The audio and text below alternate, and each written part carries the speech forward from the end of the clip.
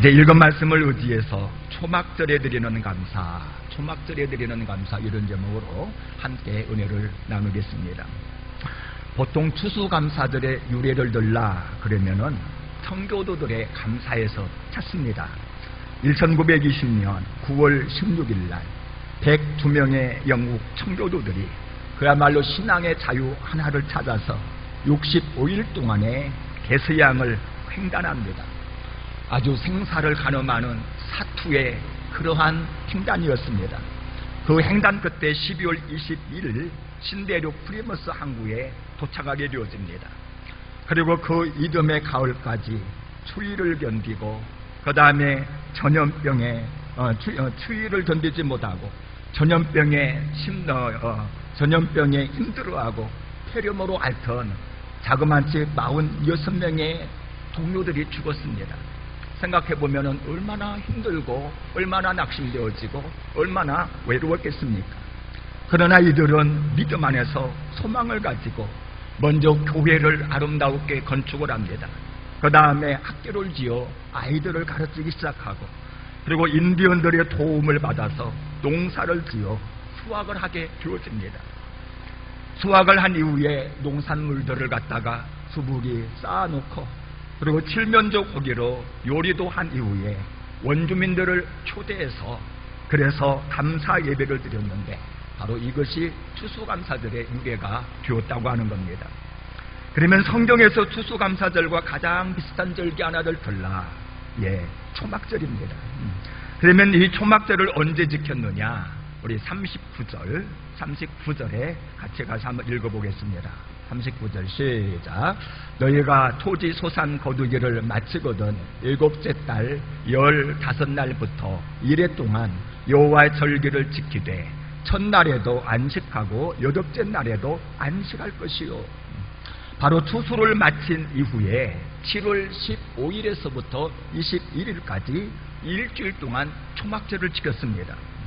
초막절이 시작되어지면은 먼저 첫날에는 초막을 지키를 시작을 합니다.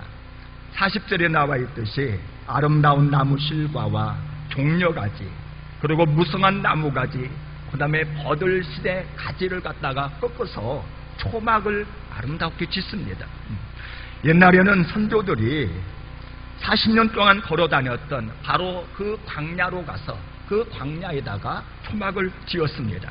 그러나 요즘에는 광야로 가는 사람들은 그리 많지 아니하고 보통은 자기 집 옆에다가 초막을 짓습니다. 만약에 여행하던 중이었다 그러면은 여행하면서 머물던 숙소 곁에다가 초막을 짓습니다. 만약에 내가 호텔에 머물고 있었다 그러면은 호텔 그 식당 옆에다가 초막을 짓습니다. 내 기둥을 세우고 그리고 판넬 같은 것으로 옆에 벽을 만든 이후에 종려나무 무성한 가지로 지붕을 만들어 그렇게 초막을 만듭니다. 그리고 7일 동안 그 초막에 머물면서 식사도 같이 하고 노래도 부르고 흥겹게 춤을 추기도 하고 특별히 예배를 드리는데 성경을 쭉쭉 읽습니다. 성경을 읽을 때는 보통 시편을 주로 읽었습니다. 그런데 이 초막절의 핵심은 무엇이었냐면은 바로 하나님을 향한 감사였다는 겁니다. 춤추며 노래할 때에도 예배를 드릴 때에도 함께 이웃들과 맛있는 식사를 나눌 때에도 지금까지 베푸르신 하나님의 은혜를 마음속에 새기면서 그 하나님을 감사했다는 것입니다. 사실 하나님의 은혜가 풍성할 때에 수풀이 많고 수입이 많을 그때에 우리는 자칫 세상길로 나아가 그 하나님의 은혜를 망각하고 흥청망청하며 유흥하고 향락하며 방황할 수 있습니다. 그러나 이스라엘 백성들은 달랐습니다. 가을 수확을 끝냈어요. 풍성한 소출을 거두었습니다. 그런데 바로 이 풍요한 이날에 광야로 가는 거예요. 그리고 광야에다가 초막을 지어놓고 그 풍요의 은혜를 주신 우리 하나님의 은혜를 온몸에 새기면서 먼저 우리 하나님 앞에 감사하는 이 일부터 행했다는 것입니다. 우리 43절을 같이 한번 읽어볼까요? 43절 시작. 이는 내가 이스라엘 자손을 애굽 땅에서 인도하여 내던 때에 초막에 거주하게 한 줄을 너희 대대로 알게 함이니라. 나는 너희의 하나님 여호와이니라. 그랬습니다. 먼저 과거 광야 생활 40년을 기억하는 것입니다. 선조들이 40년간 광야 생활을 한 동안에 우리 하나님께서 구름 기둥과 불 기둥으로 기가 막히게 인도하신 거예요. 만나와 메추라기로 적절하게 먹이시고 인도해 주셨습니다. 목마를 때는 반석에서 샘물이 솟아나게 하시는 은혜로 가라앉은 육체를 적시어 주었습니다. 뿐만 아니라 1년 동안 가만히 생각해 보니까 이른 비와 늦은 비로 참으로 축복해 주셔서 이렇게 아름다운 풍성한 추수가 있게 하셨다는 것이지요. 이 모든 것을 이스라엘 백성들은 그 초막에서 감사하며 기억했다는 것입니다.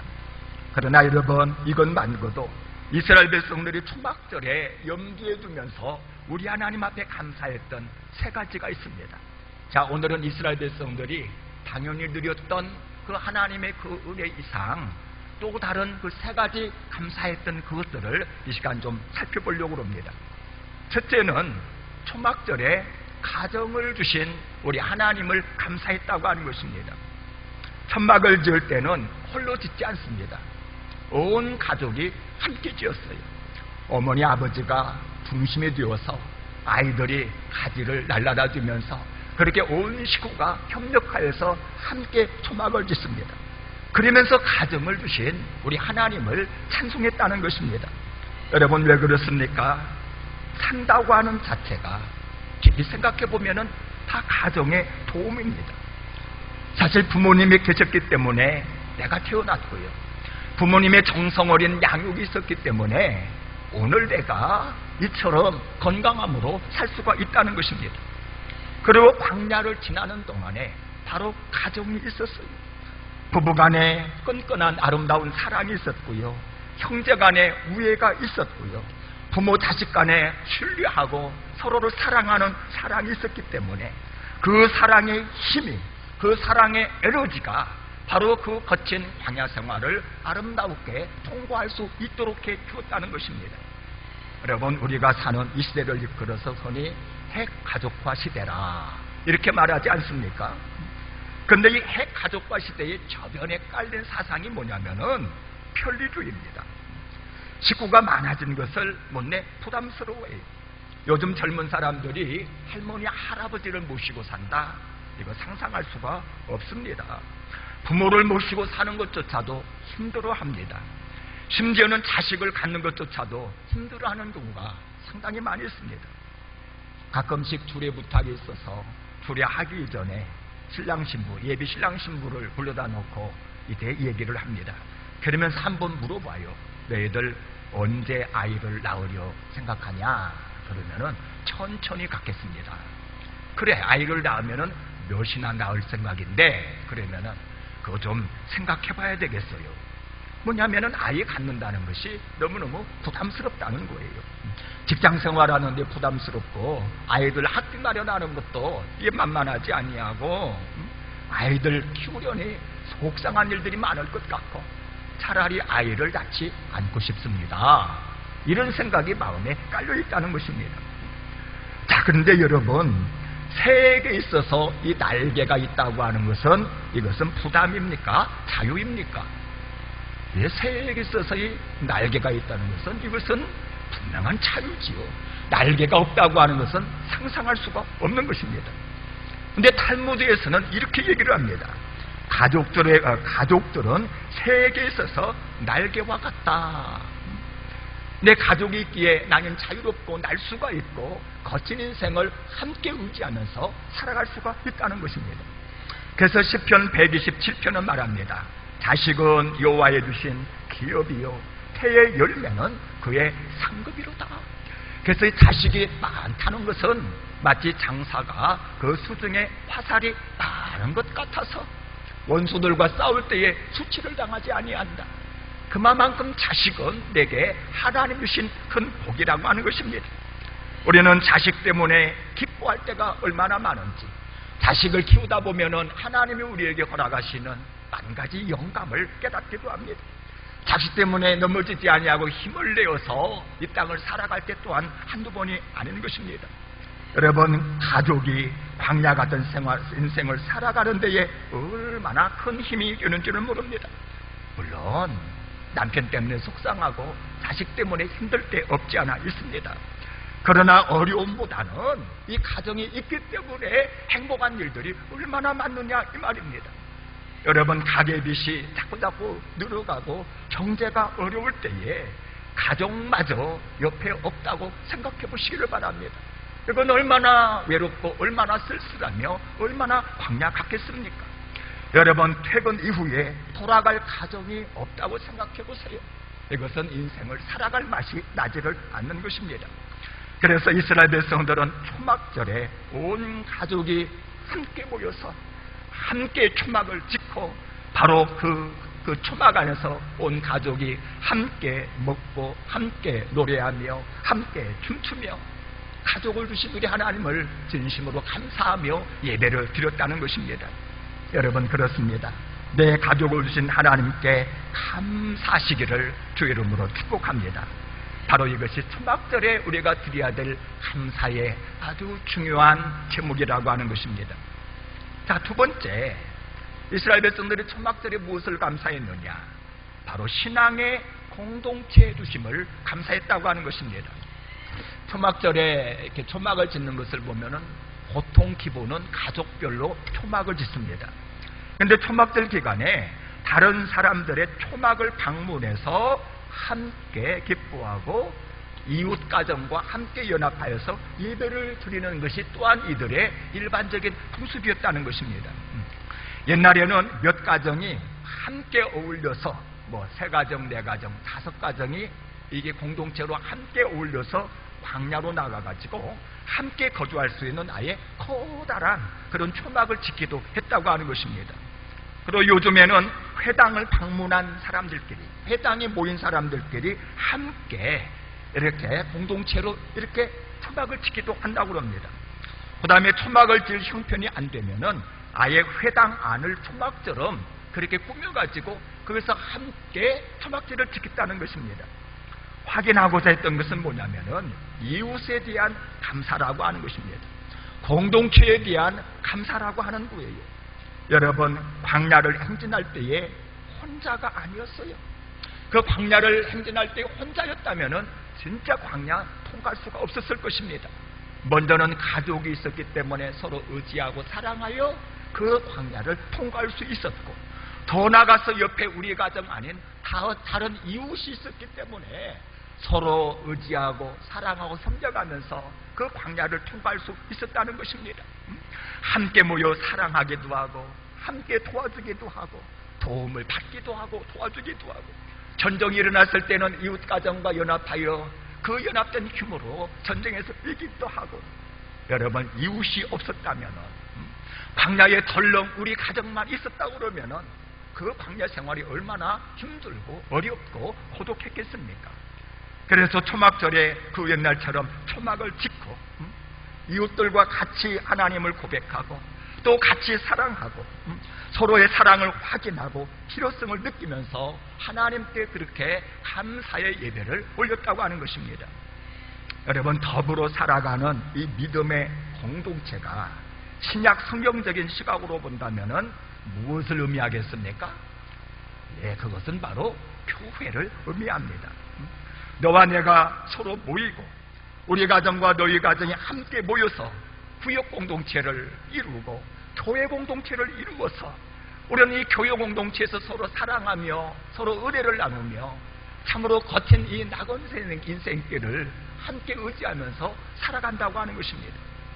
물론 요즘 교회에 대한 비판의 목소리도 굉장히 큽니다. 교회가 할 일을 다 하지 못한다, 윤리 도덕적으로도 영 형편없다, 비판이 많습니다. 여러분, 그럼에도 불구하고 교회가 없다라고 한번 생각해 보세요.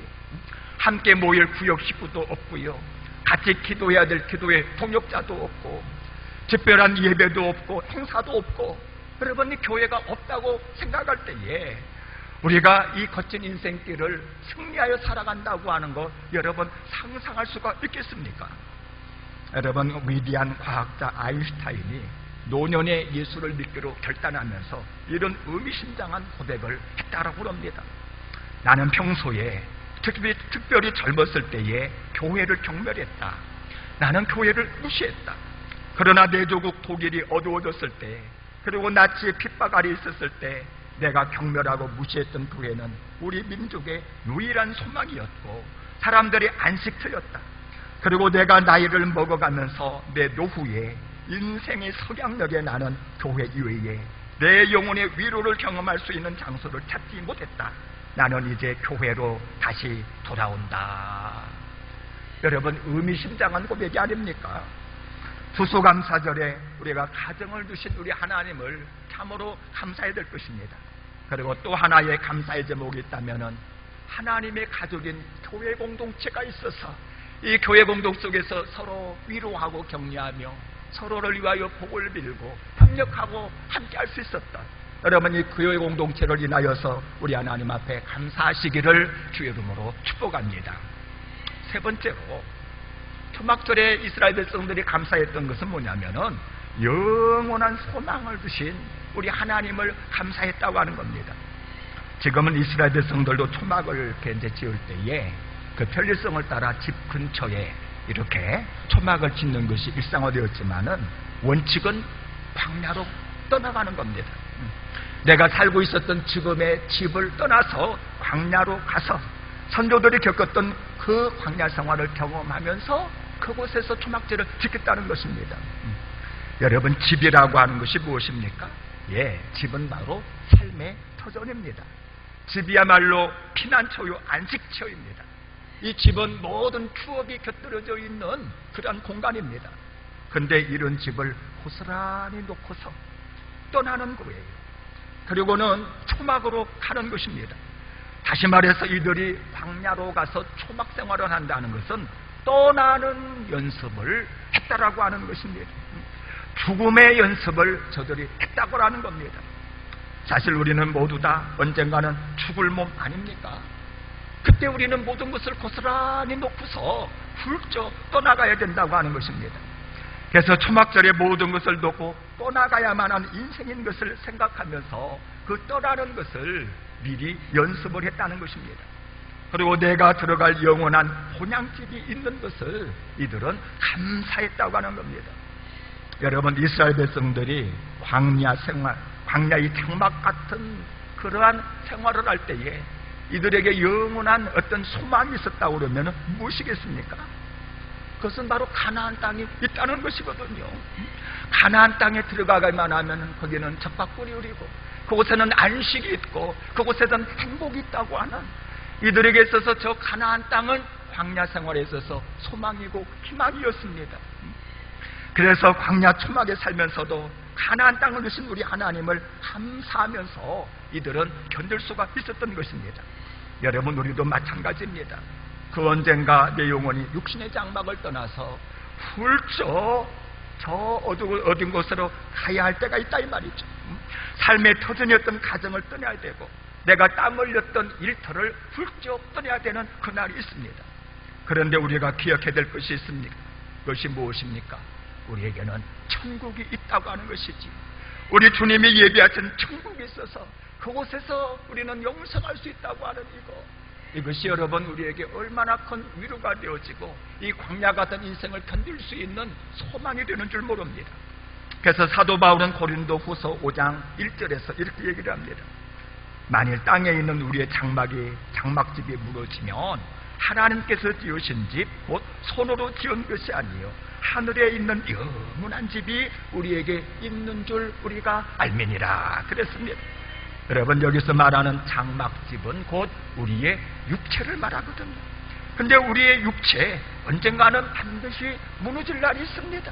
우리가 보약을 먹고 운동을 하고 건강 체킹하고 그렇게 100세 이상의 소망을 갖지만 그러나 결국은 우리가 죽는 날이 있는 거예요. 그리고 육체가 무너지면은 하늘에 영원한 집이 있다고 하는 거. 여러분, 이것이 나그네 인생길에서 얼마나 큰 소망이 되어지고 얼마나 큰 위로가 되어집니다. 그런데 어떤 사람들은 육체가 무너진다고 하는 이 사실 자체를 잊어버리는 것 같아요. 마치 천년만년 이곳에서 살 것처럼 이곳에 소망을 두고 그렇게 인생 사는 사람 많이 있습니다. 어떤 사람은 육체가 무너진다는 사실을 아는데 돌아갈 본향집을 알지 못합니다. 그래서 의미 없이 허랑하고 방탕하는 그런 삶을 사는 사람 참 많이 있습니다. 그런데 바로 이 초막절 기간에 잠시 초막에 거하면서 언젠가는 초막과 같은 육체를 떠나가야만 한다는 이 사실을 기억하는 것입니다. 그리고 이 육체를 떠나면 하나님이 주신 영원한 천국이 있다고 하는 이 사실을 다시 한번 마음속에 깊이 새기는 것이에요. 그러면서 그 천국을 감사하고 천국을 소망하면서 그렇게 아름답게 초막절을 지켰다고 하는 것입니다. 여러분, 김한란 박사, 여러분 그의 죽음을 여러분 잘 알 것입니다. 죽음이 다가오는 것을 이 김한란 박사가 이렇게 감지를 하자 어느 날 보니까 집을 정리를 하더래요. 자기 모든 것을 잘 정리를 하는데 찬송을 부르는데 무슨 찬송을 부르냐면은 길이 살겠네, 나 길이 살겠네. 와, 저 천국에서 길이 살겠다고 하는 소망의 찬송을 부르시더라는 겁니다. 그러면서 유언하기를 내 장례식 날에는 울지 말거라, 할렐루야 찬송을 부르거라. 그리고 장례식 예배를 천국 환송 예배로 드리거라. 이런 유언을 했다고 하는 것입니다. 여러분, 이런 상상을 한번 해보시기를 바랍니다. 가족들과 이웃들과 더불어 열심히 살아가던 어느 날 죽음이 내 앞에 다가왔습니다. 이때 가족들을 전부 다 불러놓고 이렇게 인사를 나눕니다. 여보, 내가 먼저 떠나서 미안하오. 하늘나라에서 우리 다시 만납시다. 여러분, 하나님 나라에서 만남은 영원한 만남이요, 그 소망은 영원한 소망이요, 그 행복은 영원한 행복이 되는 줄로 믿습니다. 사실 우리는 초막과 같은 육신에 구하면서 얼마나 피곤한 인생을 살고 있는 줄 모릅니다. 그러나 우리에게는 견고한 소망이 있습니다. 흔들리지 아니하는 영원한 천국 소망이 우리에게는 있는 것입니다. 당장 육신의 장막이 무너지면은 하늘에 우리 주님께서 얘기하신 영원한 장막집이 있다고 하는 것입니다. 여러분, 주수날에 이 영원한 소망을 주신 우리 하나님께 감사하시기를 주의 이름으로 축복합니다. 여러분, 탈무드에 보면은 이런 말이 있습니다. 세상에서 가장 현명한 사람은 배우는 사람이요, 세상에서 가장 강한 사람은 자기를 이기는 사람이요, 세상에서 가장 행복한 사람은 범사에 감사하며 사는 사람이다 그랬습니다. 여러분, 주변을 보세요. 좋은 여건에 많은 것을 누리며 그렇게 살아가면서도 전혀 감사를 모르는 그런 사람이 있습니다. 이런 사람은 불행할 수밖에 없습니다. 많은 물질을 주고 많은 좋은 것을 주고도 이들의 삶은 결국은 불행합니다. 왜? 감사를 모르기 때문에. 반면에 우리가 볼 때에 별반 가진 것이 없어요. 보면은 환난과 고난이 끊임없이 다가오고 있습니다. 그럼에도 불구하고 이 사람의 입술을 보면은 날마다 감사하다는 거예요. 이것도 감사하고 저것도 감사하고. 그런데 여러분, 바로 이 감사하는 생활에 하늘문이 열리게 되어지고 더 큰 은혜가 쏟아지게 되어지고 천국과 같은 삶이 가능하게 되는 줄로 믿으시기를 바랍니다. 여러분, 오늘이 바로 추수감사주일인데 지난 1년 동안 내게 베푸르신 그 은혜를 감사하시기를 바랍니다. 특별히 감사하시되에 내게 가정 주신 하나님을 감사하시기를 바랍니다. 아내는 남편을, 남편은 아내를, 자식은 부모를, 부모는 자식을, 형제간에 서로 진정한 감사가 있는 이 초막절이 되기를 바랍니다. 여러분, 신앙의 공동체 주심을 여러분 감사하시기를 바랍니다. 지난 1년 동안 함께 기도했고요, 함께 기쁜 일 슬픈 일을 같이 했고, 함께 이 예배당을 세워왔고요, 함께 이곳에서 예배를 드릴 수 있게 한 바로 이웃이 있는 이 신앙의 우리 옆에 지체가 있는 것 얼마나 감사합니까? 여러분, 우리 지체를 감사하시기를 바랍니다. 그리고 영원한 소망을 주신 우리 하나님께 감사함으로 말미암아 하늘문이 더욱더 활짝 열리는 귀한 은혜를 체험해 나가시기를 주 이름으로 축복합니다.